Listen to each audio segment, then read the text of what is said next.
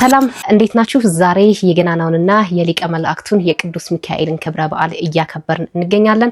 እንኳን አደረሳችሁ። በዛሬው ዕለት በጣም ብዙ በዓላቶችን ነው የምናከብረው። የቅዱስ ላሊበላም የእረፍቱ መታሰቢያ ቀን ነው። ታዲያ ይህ በዓል በየቦታው በተለያየ ሁኔታ እየተከበረ ይገኛል። የተኩስ ድምጽም የተሰማበት በዓል አለ። ይህ ጉዳይም አሁን ላይ ማነጋገሪያ ሆኗል። ለመሆኑ የት ነው ምንድነው የሚለውን በዚህ ቪዲዮ በሰፊው የምንመለከት ይሆናል። ሙስሊሞችም የተቃውሞ ሰልፍ ወጥተዋል። ለመሆኑ ምንን አስመልክቶ ነው የተቃውሞ ሰልፍ የወጡት የሚለውንም በዚህ ቪዲዮ የምንመለከት ይሆናል። ስለ ቅዱስ ሚካኤልና ስለ ቅዱስ ላሊበላ ክብረ በዓልን የተመለከተ ሰፋ ያለ ፕሮግራም ይኖረናል። ሁሉ ማስቀድመን ግን ቅዱስ ሚካኤል ቅዱስ ገብርኤል በደረሰ ቁጥር ታች ሰፈሮች የሚናገሩት ነገር አለ። እሱም 30 ቀኑም ወይም 360 ቀኑም የኢየሱስ ብቻ ነው እያሉ ሁሌም ክብረ በዓል ባከበርን ቁጥር ይናገራሉ። ነገር ግን አሁን ላይ እዩ ጭፋ ሰኔ 14 የኔ ቀን ነው ብሎ አውጇል። ለምንድነው የኔ ቀን ነው ያለው? ለምንስ ነው እንዲከበርለት የፈለገው የሚለውን አስቀድም። እዩ ጩፋ ተይዟል። በጣም ነው እዚህ ጉዳይ ላይ ሐሳብ የምንሰጣችሁ። እንዴት ተያዘ የሚለው ጉዳይ ላይ በቀጥታ ልግባ። እንግዲህ በጣም በሚያስገርምና በሚያስደንቅ መልኩ እዩ ጩፋ እንግዲህ ሰኔ ሚካኤል፣ እንደዚሁ ሐምሌ ገብርኤል፣ ህዳር እንደዚሁ ሚካኤል፣ ታህሳስ ገብርኤል ሲመጣ ከዮናታን ጋራ ያስለፈልፋቸዋል። የምታውቁት ነው። ሁሌ እንደለፈለፉ ነው። ገብርኤል ምንድነው ሚካኤል ምንድነው የሚሉትን ነገሮች እያሉ ይለፈልፋሉ። ሐሳብ ያለቀበት ይመስላል። አሁን ደግሞ ሰኔ ሚካኤልን ልክ እንዳለፈ በሁለተኛው ቀን ሰኔ 14 የኔ ቀን ነው እያለ ነው። እንኳን ሆነልህ በጣም በሚያስገርም መልኩ። ግን ከዚህ በፊት ምን ሲል ነበረ? ወሩ ሙሉ የኢየሱስ ነው፣ የገብርኤል የለም፣ የማርያም የለም ሲለን ነበረ። ዛሬ ግን እሱ መጥቶ ምን ብሏል? ቀኑ የኔ ነው ሲል ነበረ። እኛ ምንድነው እሱ ያልነው? የገብርኤል ነው ብለን የተቃወመውን የኔ ነው ብሏል። በቆማጣ ቤት አንድ ጣት ብርቅ ናት ይላሉ አበውና በጣም ያስገረመኝ ምንድናት እሷ? አንድ ፒኤችዲ ያዙኝ ልቀቁኝ ለያዥ ለገናሽ ያስቸገረበት ሀገር ውስጥ የተመረቀ የለም ወይ? ያስመረቀ ተቋም ራሱ እንደዚህ አልፎከረም። በጣም በሚገርምና በሚያስደንቅ መልኩ እስቲ እዩ ጩፋ ምንድን ነበር ያለው? ሰምተን እንመለስ።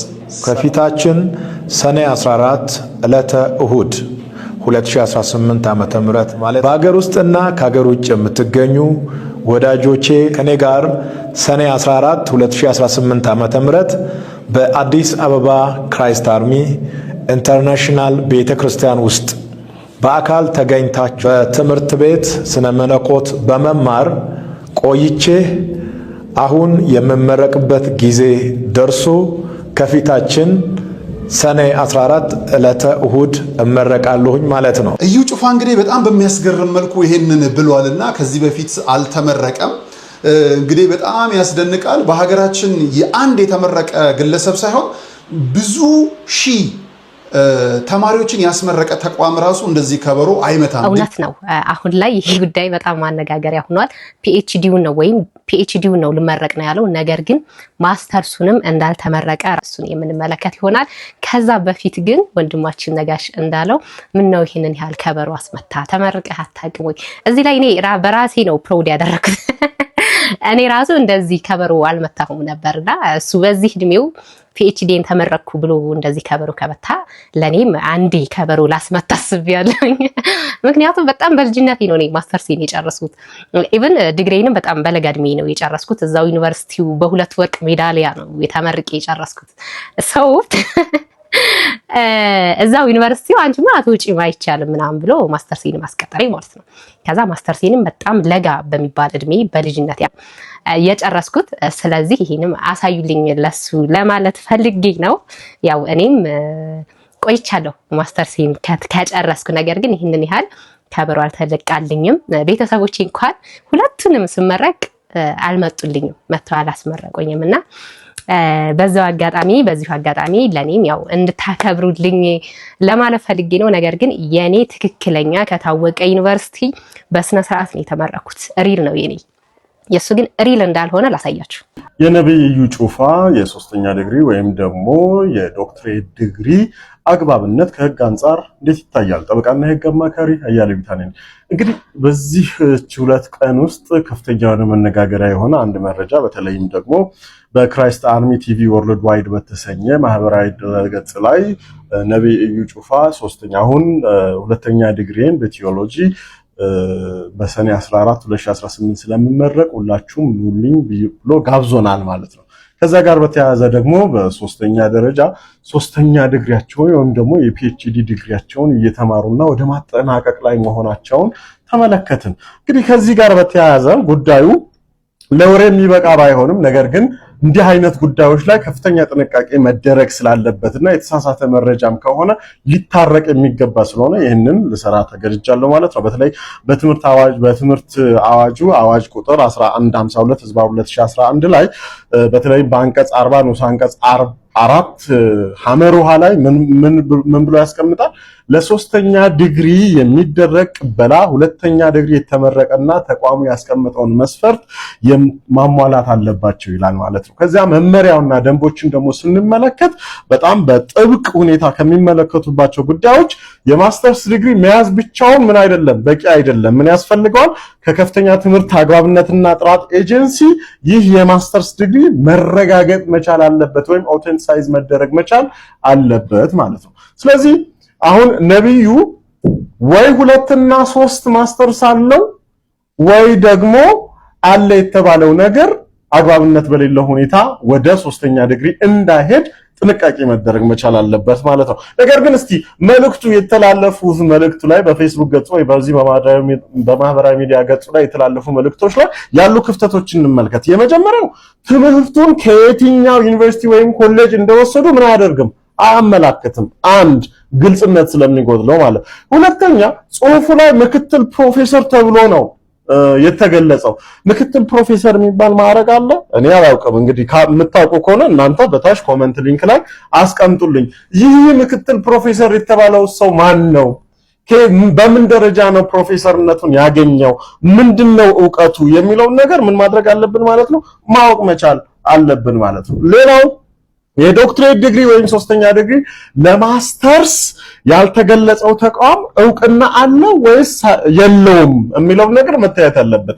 ይሄ ተቋም በተለይም ደግሞ ሶስተኛ ዲግሪውንም ሆነ ማስተርሱን እያስተማረው ያለው ተቋም ይህንን የዶክትሬት ዲግሪ ለማስተማር የሚያስችል ዕውቅና ፈቃድ ተሰጥቶታል ወይስ አልተሰጠውም የሚለው ነገር በጣም በጥንቃቄ መታየት መቻል አለበት። ምክንያቱም የተሳሳተ መረጃ ብዙ ሰዎችን ይዞ ገደል ይገባል ማለት ነው።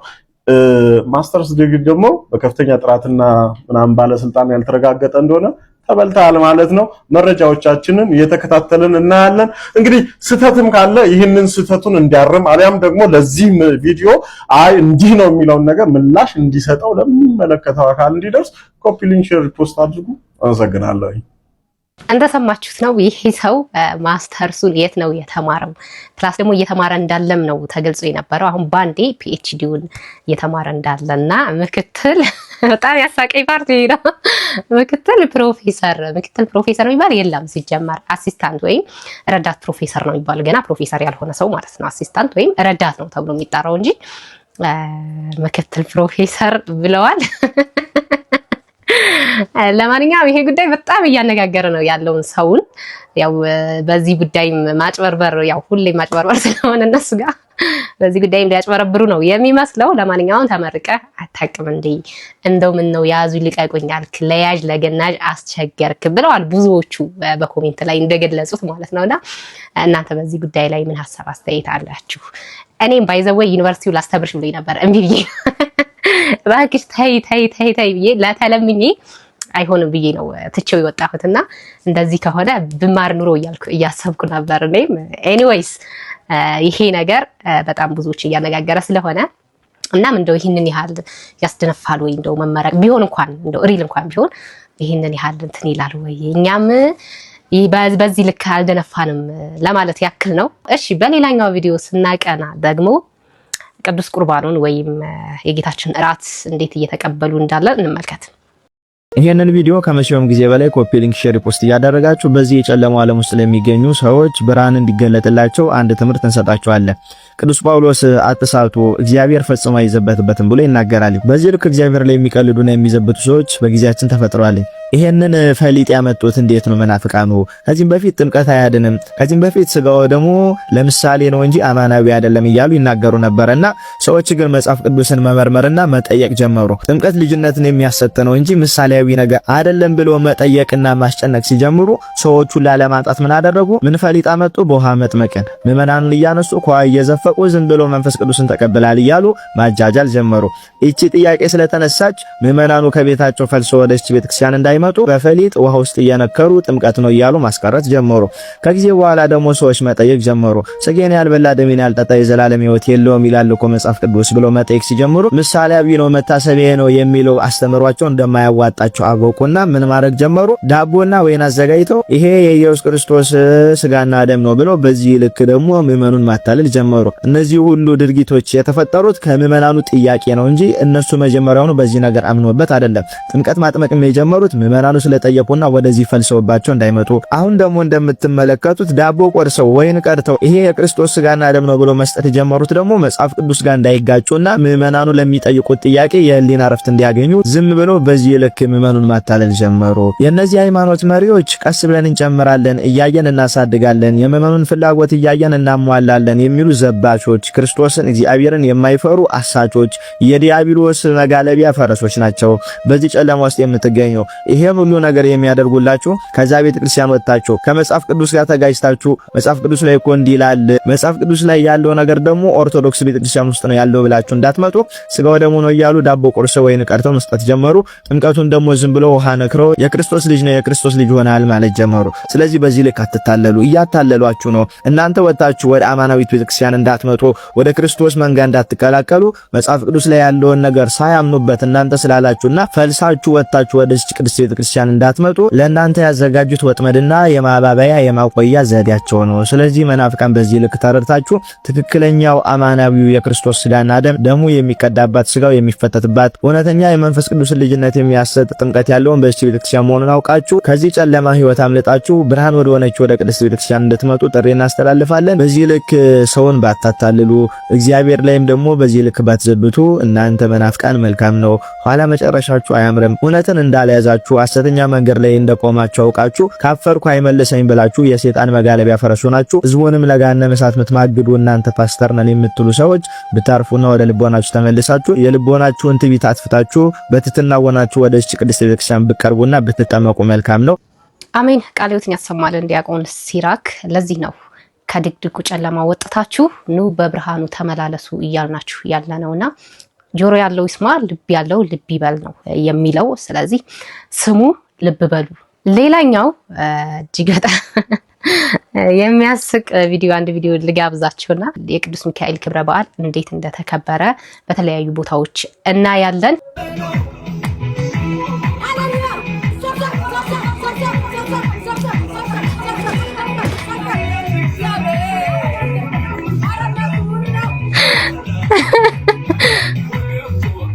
ምንድነው ቤታዩን ታውቃታላችሁ መቼም ሁላችሁም። ሰው በጴንጤ መዝሙር ነው እየዘመረ ኦርቶዶክስ ነች። ይሄ ነገር አይደገፍም። የፈለገ ሪሌትድ ብትሆን እንኳን የጴንጤን መዝሙር መዘመር አይፈቀድም፣ አይደገፍም። ብዙ ልጆች አይ አምልኮ ነው ምናምን ትላላችሁ። እንደዛ የሚባል ነገር የለም። ነገር ግን እሱን በዋናነት እንተውና በጣም ፈን ያደረገኝ ነገር ነው። ጆን ዳንኤል ፕሮቴስታንት ነው። ነገር ግን እሷ ላይክ እንደ እንትን ነው እየተጠቀመች ያለችው። አይ ቲንክ እንደ መጨፈሪያ ነው እየተጠቀመች ያለችው። እሱም ገብቶ ይጨፍራል ማለት ነው። ከዛ ኧረ መዝሙር ነው መዝሙር አስተላ ምን እንደሆነ አይታችኋል። እኔ በጣም ያሳቀኝ ምን አስደነገጠው ነው። ለምን እንደሚደነግጠው ላይክ የታወቀ አይደል እንደ ይዛም ቢሄዱ መጨፈሪያ ነው። ዋይ ለምን እንደነገጠ በጣም ያሳቀኝ ፓርት ስለሆነ ነው። ሶሪ እንግዲህ እንትናችን ጋር ላይሄድ ይችላል ፕሮግራማችን ጋር፣ ግን በጣም ፈን ስላደረገኝ ነው ይዤ የመጣሁት ማለት ነው። ሀሳብ አስተያየታችሁን ኮሜንት ላይ ያስቀምጡልኝ። ሌላኛው በዛሬው ዕለት በተለያየ ቦታ የቅዱስ ሚካኤልን ክብረ በዓል አክብረናል። እናም በተለያየ ያልተመቻቸው ቦታ ማክበር ቦታው ላይ ወይም ቤተክርስቲያኑ ላይ ሆነው ማክበር ያቃታቸው ወታደሮች፣ ሀገር ጠባቂዎች ደግሞ ባሉበት ሆነው እንዴት እያከበሩት እንዳለ እንመልከት።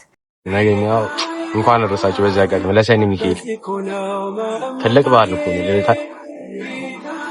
አሁን እኛ እንደዚህ ዓመታዊ ክብረ በዓል በቲቪ ነው ምን ዩቲዩብ ላይ ነው የምናየው። ብራዘሪ እዚህ ታቦት ልንሻኝ ብንል እንደ ሀገር ቤት አይሆንልም፣ ግን ከባዶ ይሻላል በሚል ነው እንጂ እናቴ ደግሞ ይናፍቀናል።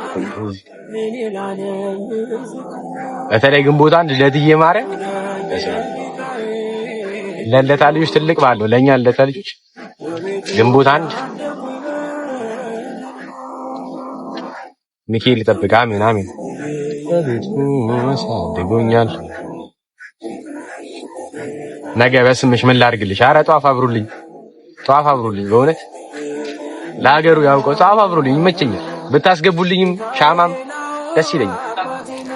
እኛ በነገራችን ላይ በጣም እድለኞች ነን። እኛ ሂደን ታቦቱን አጅበን በቦታው በቤተክርስቲያን ሆነን የምናከብር ሰዎች በጣም እድለኞች ነን። እንዳያችሁት እህት ወንድሞቻችን በስደት ላይ ያሉ እየናፈቁ ወጣኑን እየናፈቁ እንደኛ ማጀብ እየፈለጉ ነገር ግን የስራ ጉዳይ የእንጀራ ጉዳይ እያስናፈቃቸው ተቀምጠዋል እና እናንተንም ለሀገራችሁ አብቅቷችሁ እንደኛ ታቦቱ ጋር አብራችሁ ለማክበር ያብቃችሁ።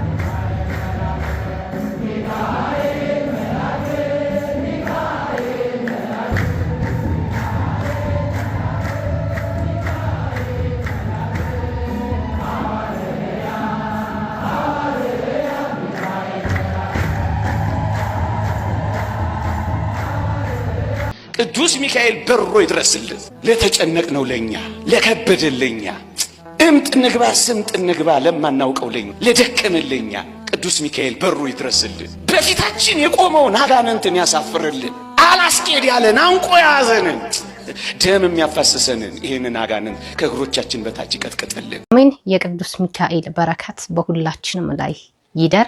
ቅዱስ ሚካኤል የልባችንን መሻት በሙሉ ይፈጽምልን። ከተተበተበብን ወጥመድ ሁሉ እሱ በምህረቱ ያውጣን። ሌላኛው በጣም መነጋገሪያ የሆነው ቪዲዮ የቅዱስ ሚካኤል ክብረ በዓል ሲከበር ተኩስ ተሰምቷል ምንድነው እየተባለ ቪዲዮ በጣም እየተንሸራሸረ ይገኛል። በመጀመሪያ ቪዲዮውን እንመልከተውና የምን ተኩስ ነው የሚለውን ደግሞ እናየዋለን አብረን ማለት ነው።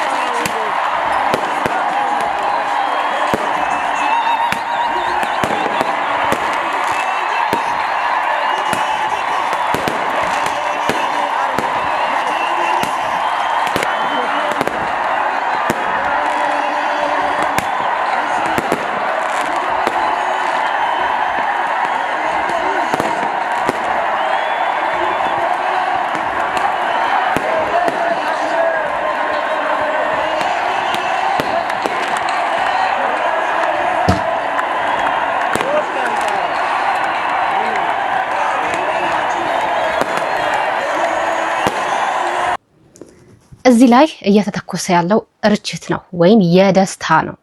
ደስታን ሰለብሬት ለማድረግ እየተጠቀሙት ነው ወጣቶች እንጂ የመሳሪያ አይደለም። ክብረ በዓላችንን እንደናከብር ማንም የማንም ፍቃድ ማንጠይቅም። ማንም ገብቶ ደግሞ እኛን መረበሽ አይችልም፣ ስልጣን የለውም በሀገራችን ላይ። በዚህ ልክም ዝቅ ልንል አንችልም። እና ብዙዎች ይህንን ቪዲዮ በጣም እየተቀባበሉትና አንዳንዶች የነቋሉ፣ ብዙዎች ግን አልነቁም። ምንድነው የተፈጠረው ምናምን እያሉ እየተቀባበሉት ነበር።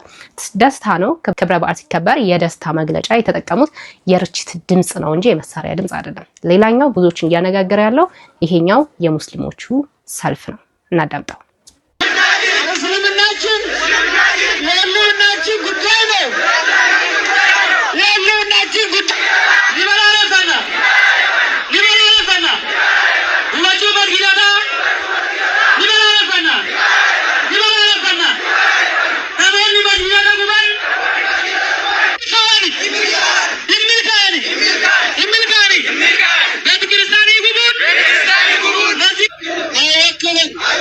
መስጂዶችን ቤተክርስቲያኖችን የሚያቃጥሉ አካላት እስልምናንም ክርስትናንም አይወክሉም።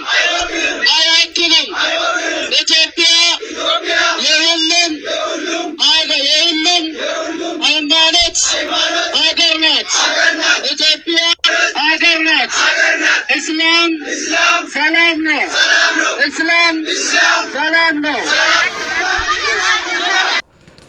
እንዴት ተመልከታችሁት? ይሄንን በመጀመሪያ የትኛው ክርስቲያን ነው የሙስሊምን መስጂድ ያቃጠለው? ምን አይነት ሰልፍስ ነው ይሄ? የምን ማደባበስ፣ የምን ማለባበስ፣ የምን ማሸፋፈን ነው? ምን ብለን ነው የምንቆጥረው? አሁን ይሄ ደገፋችሁ ነው የሚባለው ወይስ አወገዛችኋቸው ነው የሚባለው? በነገራችን ላይ አንድ ክርስቲያን ወይም ኦርቶዶክስ እንደዚህ አይነት መስጂድ አቃጠለ የተባለበት ቦታ አናቅም። ካለም ልጠቁሙ ትችላላችሁ። ማንም ቢሆን ማለት ነው። እስከዛሬ እየተቃጠሉ የነበሩትም በራሳቸው በጽንፈኞቹ ኃይል ነው እንጂ ምን አይነት ሞራል ነው የሚኖረው ኦርቶዶክስ? አንድ ኦርቶዶክሳዊ ወጣት ወይም ኦርቶዶክሳዊ ሰው ምን አይነት ሞራል ቢኖረው ነው ሄዶ የሰውን ቤተ እምነት ሊያቃጥል የሚችለው? ምንም አይነት ሞራል የለውም። እኔ ኦርቶዶክስ ስለሆንኩም ብቻ ሳይሆን ታውቃላችሁ በምን አይነት ስብዕና እንዳደግን አይደለም ይቅርና በዚህ ልክ የሰውን እንትን ለማቃጠል ስብዕናችን እናውቀዋለን ሁላችንም። እምነታችንም አይፈቅድም። የፈለገ ከቤተክርስቲያን የራቀ ሰው ቢሆንም እንኳን ይህንን ስራ አያደርገውምና መስጂድ የሚያቃጥል ክርስቲያን ብለው የጠቀሱት ላይክ መሸፋፈኛ ወይም ይሄ ማር የተቀባ መርዝ ነገር ነው የተደረገው በእኔ እይታ ማለት ነውና የናንተ ሐሳብ አስተያየት ምን ይመስላል? ኮሜንት ላይ አስቀምጡልኝ። ፕሮግራማችን ይህንን ይመስል ነበር። በቆይታችን እንዳተረፋችሁበት አልጠራጠርም። ለዚህ ቤት አዲስ ከሆናችሁ ቤቱን ሰብስክራይብ፣ ቪዲዮውን ደግሞ ላይክ እና ሼር ማድረጋችሁን እንዳትረሱ። በሌላ በአዲስ ቪዲዮ ተመልሼ እስከምመጣ ድረስ ኢትዮጵያ ሀገራችንን፣ ኦርቶዶክስ ሃይማኖታችንን እግዚአብሔር ይጠብቅልን። ቸር ቆዩ።